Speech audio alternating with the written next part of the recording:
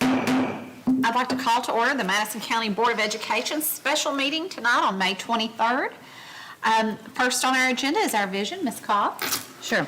Madison County Schools, in partnership with the community, strives to equip educators and students with the skills to lead by example, develop and speak with a unique voice, and explore their academic curiosity to make a positive impact on our community and world.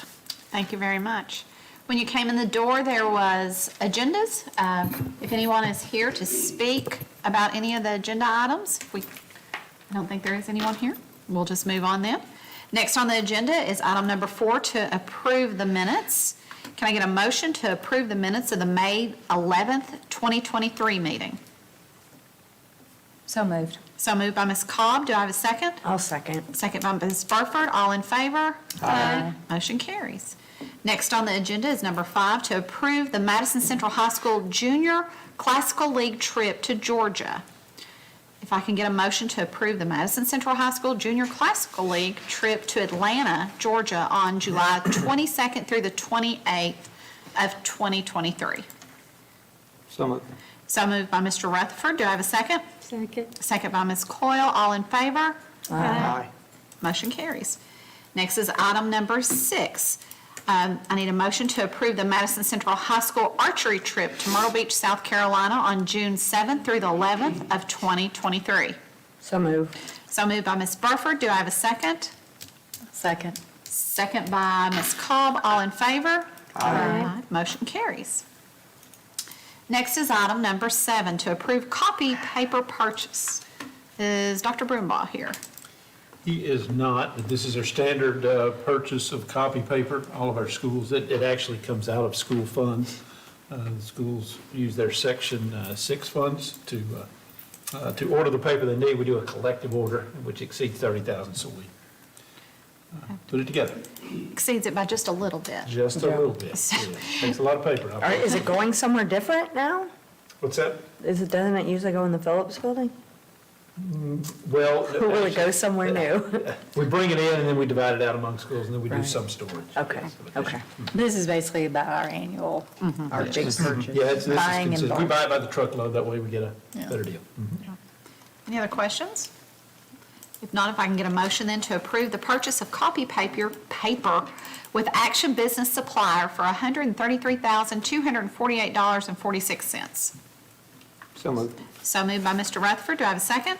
Second. Second by Ms. Coyle. All in favor? Aye. Motion carries. Next is to approve tennis technology PO. This is for the track resurface at Madison Central High School in the amount of $120,826 and track repairs at Madison Southern High School in the amount of $950. Can I get a motion to approve the tennis technology purchase order in the amount of $121,776? So moved. So moved by Ms. Coyle. Do I have a second? I'll second. Second by Ms. Cobb. All in favor? Aye. Motion carries. Next is number 9. Consider bids for the Phillip Building renovation Phase 1. We have Mr. Tony Thomas here as our architect, and as well, we have Travis Curry with Trace Creek Construction, and introduce Mr. Curry to you guys. He's our project, I guess it's project manager for the Phillips project through Trace Creek. So they're both here. We did solicit bids for the Phase 1, which is the demolition phase, and felt like we got some good bids. Those gentlemen are both here, be able to answer any questions that you might have. It's pretty straightforward. Ready to get in and start knocking it down. Right, well, if we approve this bid, like when will it, When will they start? yeah. So our plan is, if you approve it tonight, we'll issue a notice of intent to award in the morning, have a pre-construction meeting next Thursday on June the 1st, and try to mobilize beginning June the 5th, Monday. There is a 10-day notification that the contractors give to the state, so we'll get that rolling tomorrow also, but our plan is to get on site the 1st of June. Sounds good. Thank you. Yeah. Well, I appreciate your work. This was a really good bid, and I know it was less than we were expecting. So that's really, really good. Thank you for that. And you Yes. too, Tommy, you're always in there. Any other questions? If not, if I can get a motion to award the bid for Phillip Building renovation Phase 1 to H&B Construction for $164,900. So moved. So moved by Ms. Coyle. Do I have a second? Second. Second by Mr. Rutherford. All in favor? Aye. Motion carries. Next is finance. Mr. Mark Woods, our Chief Financial Officer, the stage is yours. Thank you. Good evening. We will start with our monthly financial report. Thank you all. All right. As of April 30th, the district ended with a reconciled balance of $77,578,111.25. You know, you can see there that it is down from this time last year, but construction projects, so you'll see it swing back up. We just had a bond sale, so those funds will come in early June is the final closing date, so you'll see it tick back up because we sold bonds, money will come in, we'll hold those throughout the project. So that's kind of the ebb and flow when you have construction projects going on. It's pretty typical. Of the reconciled balance, the district has $20,240,990.65 in investments. Those rates are from 2% all the way up to 4.5036% on some of our treasury yields. We're doing really good with those. As long as we can, we will have a plan to keep reinvesting that way. The treasury bonds, the T-bills that we buy seem to be the highest payout. So as long as those rates stay high, any money that we can afford to invest and then have to meet our cash flow needs, we'll continue to do that and maximize our earnings. In your packet, you also had the revenue and expense report and the balance sheet. I went through those. I've looked through them. We seem to be on track. After looking through those, one of the next few items is the working budget, and we've made some amendments just to adjust to where we are at this point, and we'll discuss those when we get there. And that's the monthly financials. Any questions? If no questions, if I can get a motion to approve the monthly finance reports as presented. I'll make the motion. So moved by Ms. Burford. Do I have a second? I'll second. Second by Ms. Cobb. All in favor? Aye. Motion carries. Next is to approve the salary schedule for 2023 through 2024 school year. All right. So the salary schedules that you have before you and that were sent to you last week in the packet, to begin with those, to get started, we did a complete analysis of every, for the certified, of every rank and step. We have access to statewide data for every district that allows us to see their salary schedules, and we use that for comparison. The comparative data that came out of this showed that certified salaries begin to slip on our salary scale a little bit around the middle to latter years. So we use that data to start building this. The superintendent tasked me with trying to build a salary schedule that would get us into the top 20% in the district in pay. So that was our goal in looking at this, and he and I have had several conversations over this, and he's provided me quite a bit of data as well to go back and look at different factors and try and maximize everything we could do. So with that, we went through and used all of that information and just tried to maximize the dollars that we have to its fullest potential. So we started with a 2% increase across the board certified. Then there are additional increases for staff with 20-plus years in here because we want to make sure that we do actually show that we want teachers that have experience. We want to make sure that we're competitive in that market as well. And we started having some fall when we compared it to statewide data. So we added those in there. And the step increases for the 20-plus years averaged 4.68% to 13.58% in different categories. Based on how it ranked against state, the overall average across our entire district, if you look at everything we've done from 0 years and across, it's a 4.76%. If you look at just the 20 years plus, the average, what we're doing in that category is 8.27%. Some increases will be more, some will be less, but that's the average across it.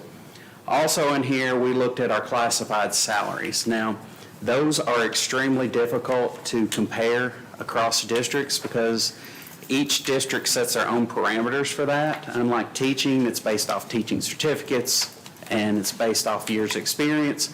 Everybody gets a little leeway with their parameters on their classified staff. So what we did there is we actually looked at our local market because that's where we get, we have to compete against our local market for our classified staff, our hourly staff. So in doing that, when we went back, we looked, and what we're proposing for this budget is to do $1 per hour again, just like we did last year, for 0 to 19 years. But for anybody with 20 years plus of experience, we're doing $2 an hour. Overall, we believe that this salary schedule really gives us the greatest benefit, not only to the district, but to our employees, and it maximizes what we have to keep us competitive across the state.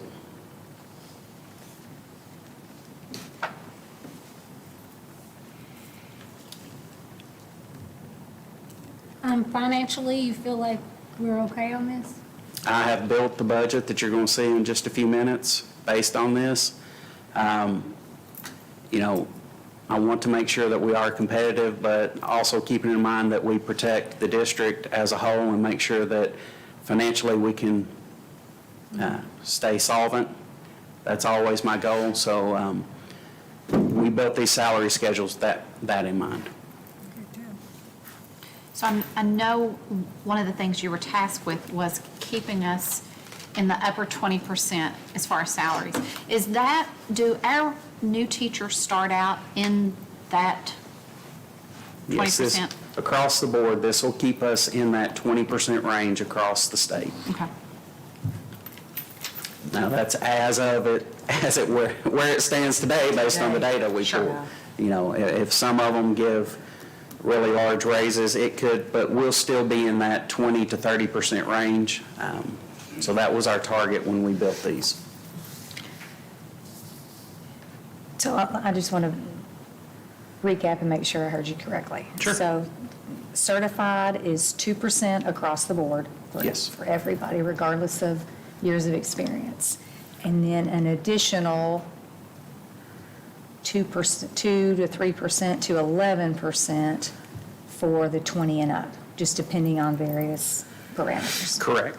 And then the average of those is 4.76 for the under 20, Yes, and 8.27 for 20 and over. for 20 and over. Okay. And that gets us back in line with where we want to be across the state. So from last year, we gave 3% across the board, and this year we're giving 2%. So within literally a year, we've given a 5% raise. Correct. In addition to the steps. steps and ranks, Yes. which is really. And I will have to commend the superintendent because he's been very passionate about this. This has been a goal of his to make sure that we align and try to be competitive. And we have to compare apples to apples and not apples to oranges. We don't have the same tax base that a lot of counties do. The money that we use for construction is not money that we are allowed to use for salaries. Correct. Everything is very regulated. So it's a big commitment on our part when we do give raises. Yes, it is. This is a perpetual commitment. It's not just Perpetual. next year. Exactly. We continue paying these rates from then on. Right. And it takes a lot of hard work from our financial team led by you to analyze that and figure out how that affects us in the future. That's a huge part of this. Yes. It's not just pulling the trigger and saying, oh, we would love to do this, because we would love to do it all the time. But it takes a lot of analysis and planning, and we appreciate your work. Well, and I think I'm appreciative, and I'm sure the rest of them are appreciative that you've given us multiple options so that we can weigh out, and we want to do what's best for everyone. So we appreciate that, because I know that was a lot of work with your team. And I know we said last year, and we recognized last year that we were a little behind in the 20 and up years, and we said collectively we wanted to work on that. And you've done a great job of doing that, because I think we have the best teachers around, and I want to keep them. Yes, we do. So I appreciate you going to the work to help us do that. I don't like them leaving as they get in their latter years of experience, because I just want to keep them here. So hopefully this will help us to do that. And this allows our and younger align us staff as more. well to grow and benefit from it as they grow Have something into to years strive of for. experience. Yeah, exactly. Any other questions? Now, if I can get a motion then to approve the salary schedule for 2023-2024 as presented. So moved. Second. So moved by Mr. Rutherford, second by Ms. Coyle. All in favor? Aye. Motion carries. Next is to approve the 2022-2023 revised working budget. All right, so always at this time of year, we have to come back and do some revisions throughout, based on where we're at that point. SEEK is always, they estimate SEEK, and we find out what our final SEEK is at the end of April every year. So there were some adjustments when they calculated our SEEK all year long, that they were a little low, so we had some adjustments in SEEK that the state made, and that's really, I have 3 areas that we had to tackle in there to get our working budget back in line. The SEEK increase, due to their estimates, they get it close, but it's always off just a little. Interest, we began this venture of purchasing T-bills. We've seen interest rates rise. Who knew that going into the beginning of the year? In September was when we did the working budget for the first time. We've had increased revenue from our investments, so I needed to bring that back in line in the budget. And then just to smooth out the taxes, because in September we estimate what our collections will be. So just to redo that budget a little bit and smooth it out, now we know how our collections ended up being. They were really strong this year. So smooth all that out. What I did to offset that is increased contingency for a reason. You just approved salary increases. So since we had a little more revenue than we were anticipating, especially from our investments, we're increasing contingency so that we can use that towards these raises. And then there were some areas of supplies and other things that we smoothed out and took care of. Some unanticipated expenses going in, just some repairs that you all have seen come through that we had to do. So put those into the budget to offset. And that is all of the working budget. Small changes, but just smoothing it out.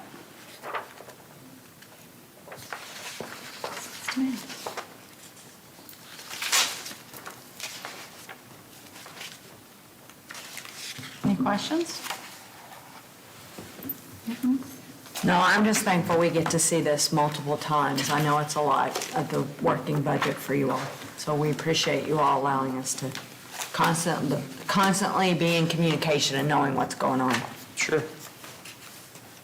So if there's no questions, I'll get a motion then to approve the 2022-2023 revised working budget as presented. So moved.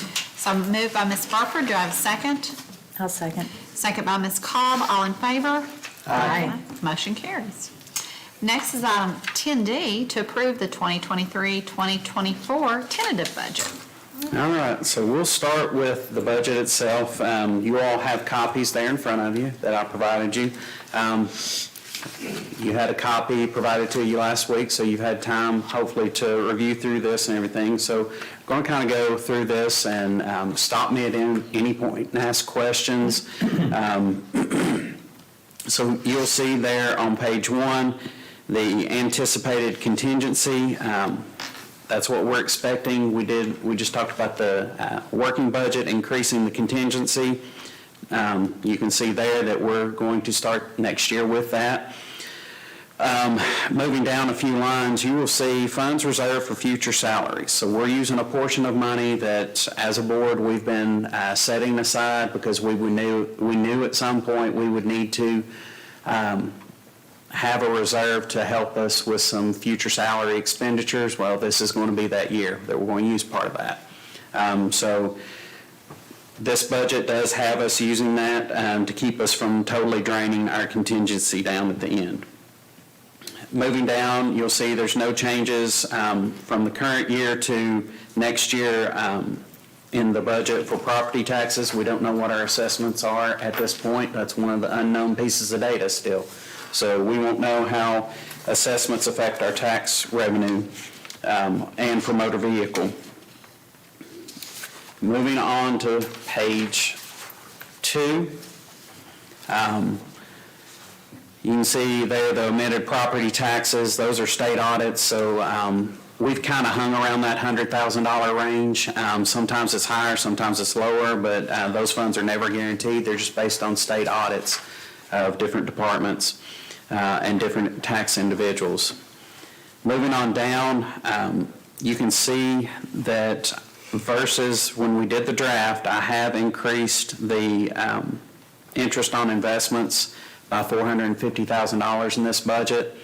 That still has us below where we're going to hit this year, but at this point, I really don't know what the market's going to do. I hope it stays the way it is because we've been able to really maximize that, but I don't think it's wise going into next year to budget at where we're at today because we could take a drop in the market, which could really hurt what we earn there. So I think that's a safer number to go with, especially since we will have the construction funds from the bond sale coming in, so we'll have some more money to work with, and that should allow us to hit that target pretty easy.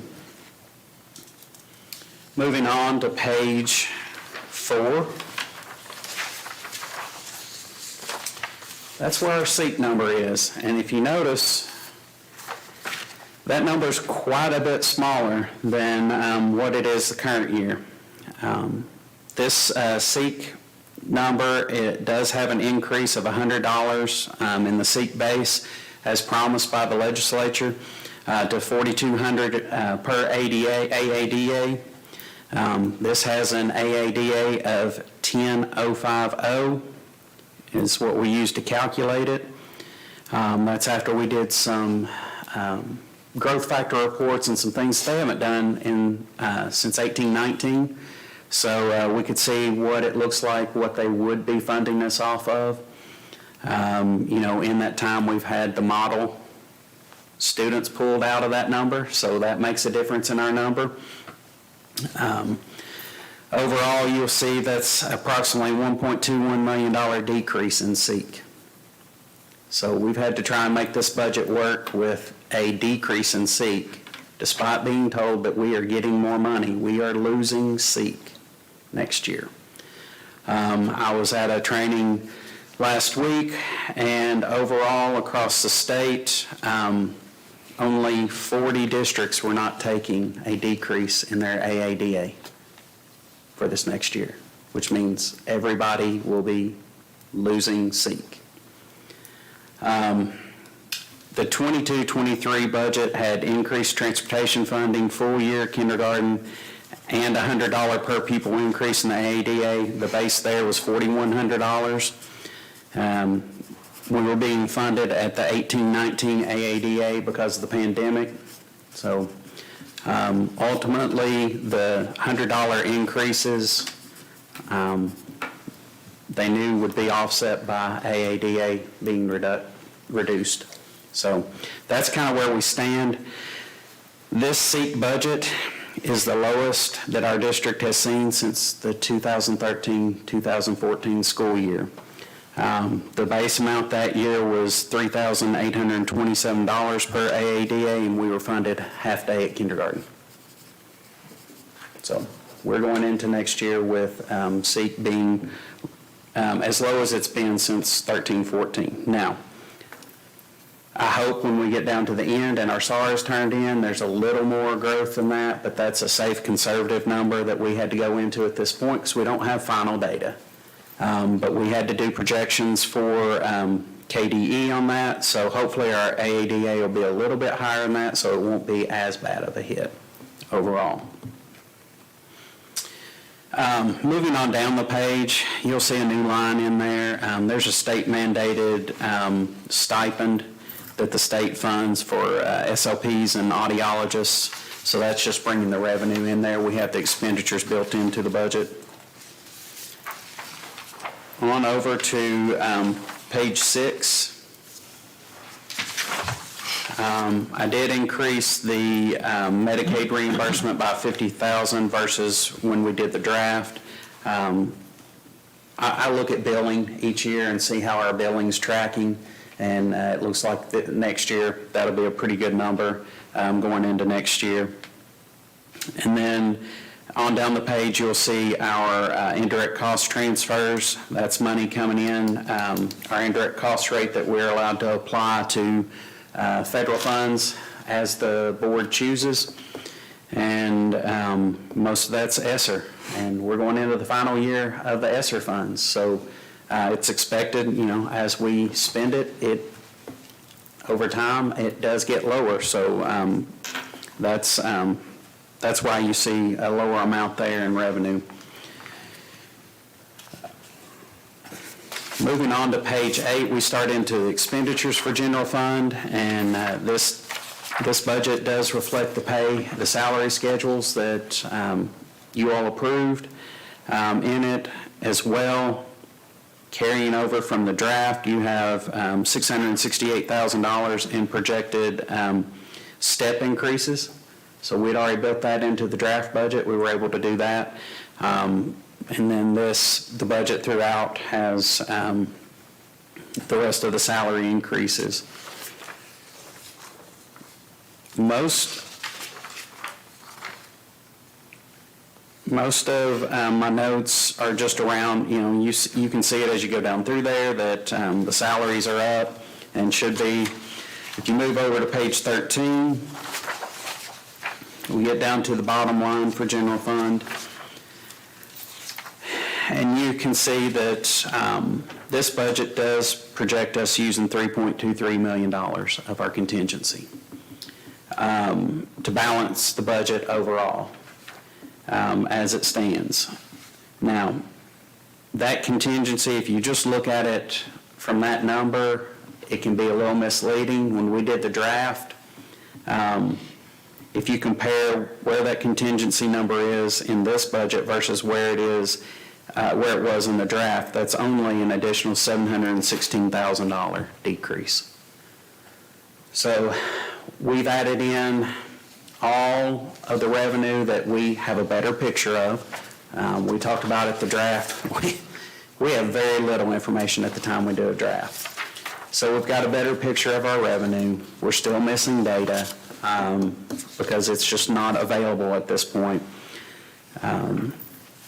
So compared to where we were then, adding in the salary expenditures, it's an additional $716,000 reduction in the contingency.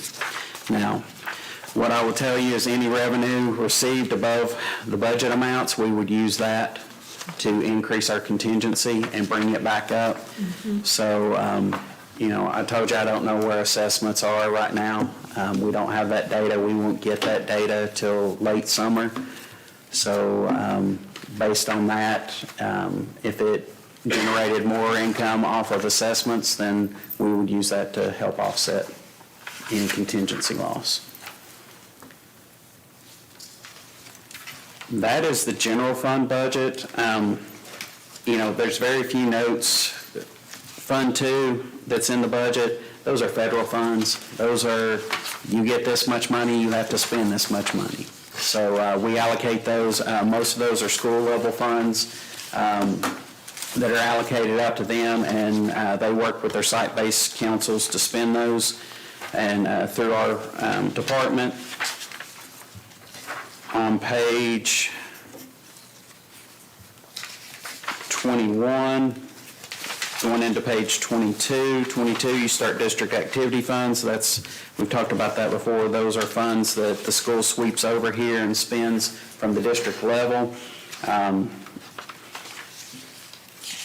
Moving on down, the next real big note, and it was brought up on page 29, there's a budget in here for our capital funds. And as you mentioned before, those are restricted funds. Sometimes if you look at our overall budget, you go, wow, they got a lot more money than they say. Those are restricted funds per statute. All we can use that on is facilities. We have no other choice. It is restricted. Page 31, same thing for our FSPK fund. Those are restricted for building projects and bond payments. We can't use those on salaries. That takes us through getting down into food service. We have the budget in there, what we anticipate. That's all dependent on reimbursable rates and meals served. But overall, we think it's a pretty decent budget based on trends and what we see happening. So I'll leave it for you all for questions. My big takeaway is the $1 million cut in state funding. The per pupil increase was no increase at all. It was a $1 million cut to the money that we have to spend to educate our kids. Correct. What is our SEEK funding that we actually get? 3,800? Per pupil? Per Yeah, pupil, 42. it's 42 is the base. Yeah, of but course, but what do we actually get? On the bottom line at 39 million, it would be, after taking all the cuts and everything, you'd be right at 3,900, real close, just a little under. So you'd be in the 3,800s. Yeah, they take it away and then they add it back in. They do add-ins. Yeah. Right, Yeah. add-ins Yeah. for different. Yeah. But then you have the deduction for local effort. Sounded good, though, when they said we're giving everybody a $100 increase per student on It's sick. disappointing. It's very Most people disappointing. don't understand it. Yeah. It's very disheartening. And the picture you see there in your budget, you see 3 years. You see 3 years of data. From last year to this, from current year to next year, we're going to lose 1.2 million. The numbers you see there from last year to the prior year show an increase, show that we increased last year, which is not accurate, because the number the year before was about $2 million more. They took it out of SEEK and replaced it with ESSER. So we got Right. additional ESSER money. So the true money that was the equivalent of SEEK was $2 million more. So we took about a little over $1 million cut last year, and now another $1 million cut this year. And I think you heard Mr. Wood say, this is the lowest SEEK dollars Madison County's getting since 13-14 or 12-13? 13-14. Since 13-14. So now, how are we keeping the lights on?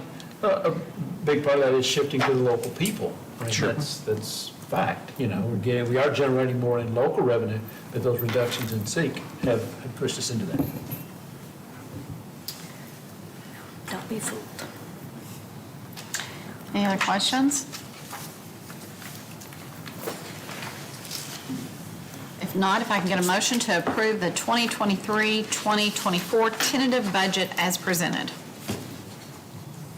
So moved. So moved by Ms. Cobb. Do I have a second? Second. A second by Mr. Rutherford. All in favor? Aye. Motion carries. Next, Mr. Woods, to approve the fiscal year -- school activity fund budgets. All right, so this is really we have to review these under Red Book rules, which is the school accounting guidelines that are codified for all of our schools to have to follow on all the funds that they handle for the students, for clubs and activities. They're required to, by May 1st, provide a budget of what they think next year will look like for all their clubs and activities. And this is the combined budget, the principal's combined budget. Each of the programs gives them an individual budget, and it's combined on this Red Book form. They have to do that by May 1st. They supply it to me, and I have to get it to you all in May to be reviewed. So it's just a formality to follow so that you all can see what our schools are thinking their year will look like with the funds that they manage at the local level. What our schools are thinking their year will look like with the funds that they manage at the local level. Sorry. Any questions? If not, if I can get a motion to approve the fiscal year 2024 school activity fund budgets as presented. So moved. So moved by Ms. Cobb. Do I have a second? I'll second. Second by Ms. Burford. All in favor? Aye. Motion carries. Next is item 10F, to approve school-wide fundraisers. All right, so again, per Red Book, all school-wide fundraisers have to be approved by the Board of Education. So what we've done over many years is we bring to you a motion to have you approve all school-wide fundraisers at one time so that they don't have to time board meetings and things of that nature, with the caveat that as long as it's been approved and reviewed by the principal. So that's what you're doing with this motion, is you're allowing them to do school-wide fundraisers and to keep us in compliance with Red Book, so they're getting approval for those. And then they have to submit a fundraiser form to the principal, who reviews it. A lot of times they'll contact me if it's not something they've done in the past. They'll contact me and we'll discuss it. Sometimes I do a lot of research if it's a company I've never heard of, to make sure that we're not getting ourselves in any trouble or getting in with somebody that's going to take money from our students. So that's what you're doing with this motion. Do you still, Mark, provide classes for like booster presidents and stuff? Yes, I on do. Red Book? Okay. Yes, those will start up probably early August, and I think last year I did 10. They're so helpful. Do you have any kind of checks and balance on those that you don't see? I mean, It would be up to the principal and the bookkeeper in the school. All the data, all the information with that fundraiser is turned into the bookkeeper. They keep a file, and then it's audited. That's one of the items that it is audited when our auditors come in the summer and they go into our schools. Yeah. They go through all of their files for their fundraisers, and they look through every bit of it to make sure that everything ties out. They had all the proper approvals beforehand, things of that nature. Mm-hmm. And then it follows the Red Book. Yes, absolutely. Okay. Any other questions? If not, if I can get a motion then to approve school-wide fundraisers for the 23-24 school year. So moved. So moved by Ms. Coyle. Do I have a second? Second. Second by Mr. Rutherford. All in favor? Aye. Aye. Motion carries. Next is to approve the 23-24 booster event fundraisers. Same thing here. Per Red Book, they have to have approval to do booster events on our grounds and to fundraise in our name. So same thing we've done for several years. We do it in one motion so that they don't bring them individually. Again, these are reviewed on the school level. Even the booster groups, they turn in all the stuff to the principal. The principal goes through, decides whether it will or will not be done. They call me. I actually have a really good relationship with most of our booster groups. I get a lot of emails and phone calls directly from them and talk to them about things that they're looking at. In fact, I had an email right before I came down for the meeting and was helping one with some rules, and they're probably going to have some board changeover, and they would just wanted to make sure that they stay in compliance. So I always give them my email, my phone number, make sure they have access to me so that they can call me as well, and just so we can stay in compliance. Additionally, our insurance provider requires us to do this, to approve their events, so that because they are hosting these things on our grounds, it protects the districts, the district in the event that there's some kind of issue, and keeps us in line with that. So it reduces our risk there. Any questions? If not, can I get a motion then to approve the 2023-2024 booster event fundraisers? So moved. So moved by Ms. Cobb. Do I have a second? I'll second. Second by Ms. Burford. All in favor? Aye. Motion carries. Thank you.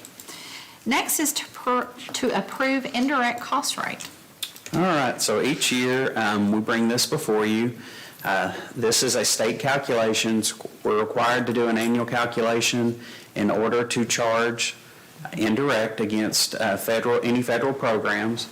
Indirect is basically a way that we recoup some of our administrative costs for handling the funds. So my department and HR that hires people and those administrative functions that we do that all funds take because we have to cut checks and we have to reconcile and we have to balance. Indirect is a way for us to recoup some of those costs out of federal funds. We have the choice of which programs we want to charge those to. We try not to, any of the smaller programs that, we want to maximize what the benefit that they provide to our families and our students, so we don't charge those any indirect cost rate. But we have been using this for the ESSER funds. We talked about that in the budget. That's one way we were able to recoup administering the funds, which has been really challenging over the time because the rules have seemed to change every other week. You go down one path and you're already to the point of getting ready to spend the funds or have spent it, and then you find out you can't spend it that way. So this helps us offset that. Literally, it's a state-derived calculation. I have to review it to see if there's any adjustments that need to be made. It's based off of prior year audited data. That's why you see at the top it says 21-22. They use audited data to develop our rate, and they're required to by the feds. So literally it's for you all to review off so that I can submit this to the state and we can get Kentucky Board approval as our indirect cost rate for next year. Any questions? If not, if I can get a motion then to approve the indirect cost rates as presented. So moved. So moved by Ms. Coyle. Do I have a second? Second. Second by Mr. Rutherford. All in favor? Aye. Motion carries. Next is item 10I, to set the penal sum.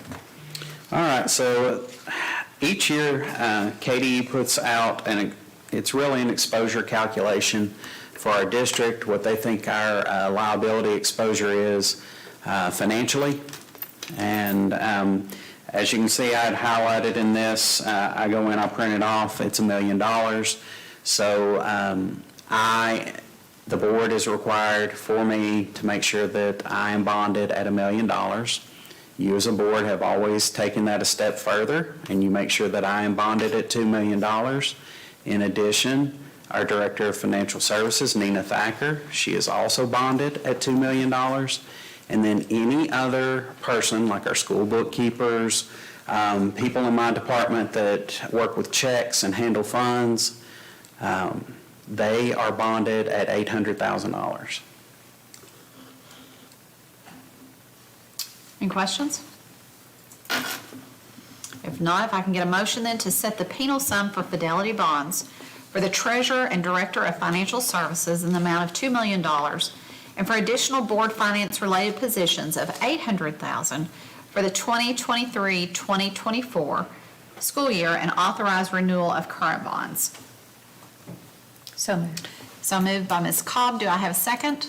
Second. Second by Ms. Burford. All in favor? Aye. Motion carries. Next is item 10J, to approve the pledge of collateral agreement. So we have 2 local banks that we have CDs with, and because we have CDs with them and our schools have their money, which you've seen their budgets, and I think it was maybe 2 months ago you looked at their bank accounts, you looked at their statements. We have to make sure that those funds are protected above FDIC limits of $250,000.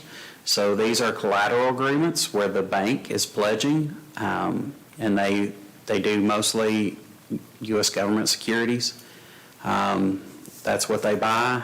There's a set list of what they can and can't buy. They provide a list to us along with these agreements of what has been purchased. We send them the calculations of how much we need based on balances. With the school accounts, we keep every month, we tabulate what their ending balance is, and we do an average across those to make sure that we have enough money to cover those. Any questions? If not, if I can get a motion then to approve the pledge of collateral agreement with Cumberland Valley National Bank of London and the pledge of collateral agreement with Whitaker Bank as presented. So moved. So moved by Ms. Coyle. Do I have a second? Second. A second by Mr. Rutherford. All in favor? Aye. Motion carries. You're almost there. Almost. We're getting Item close. 10K, to set the pay date schedule. All right, so each year we're required to bring to you the pay date schedule. The board approves when we pay payroll. You can see it there, 1st and 16th. The items highlighted in yellow happen to be either a holiday or a weekend. There's a note down there at the bottom. We will be sending our files with the date to pay accordingly for the 1st and the 16th. However, it will be dependent upon the bank as to when they give credit, because they have banking rules. NACHA, which is the National Association of ACH Payments, they dictate rules on that. So some banks will go ahead and give early credit when the funds are there, and some won't. We have no control over that, but we will be sending the file appropriately. Our pay dates that we're asking to approve are the 1st and 16th throughout the year. And then it will be, the credit given will be dependent upon the bank and upon their banking rules. Any questions? If not, if I can get a motion then to set the pay date schedule as presented. So move. So moved by Ms. Burford. Do I have a second? I'll second. Second by Ms. Cobb. All in favor? Aye. Motion carries. Next is comments from the board. I will just have to say that we appreciate you all every month, but this month, when you bring forth this amount of information, it brings a whole another level of appreciation to you and your department, and we really appreciate your hard work. Well, thank you. I appreciate it. And I've said it before, and I'll continue to say it. I could not do what I do without my people. They are very, very beneficial to me, and they step up to the plate constantly, and I could not do any of this without them. Well, we sure do appreciate all of you. Any other comments? I'll just congratulate our seniors. It's exciting. I actually think today might have been their last day in the buildings. So just wish them all well and hope everybody has a good summer. We're at the end of the line They here. have practice, don't they? Yeah. Exciting stuff. Tomorrow and Thursday. Graduates. Yeah, and middle school graduates, Yeah. and elementary. Kindergarten, 5th grade, 8th grade, Big deal. high school. Anything else? If not, then next we need to enter into the executive session required by state law for preliminary discussion of the superintendent's evaluation. I'll make that motion to go into executive session. Second, third, fourth. All in favor? Aye. Motion carries. We're in executive session.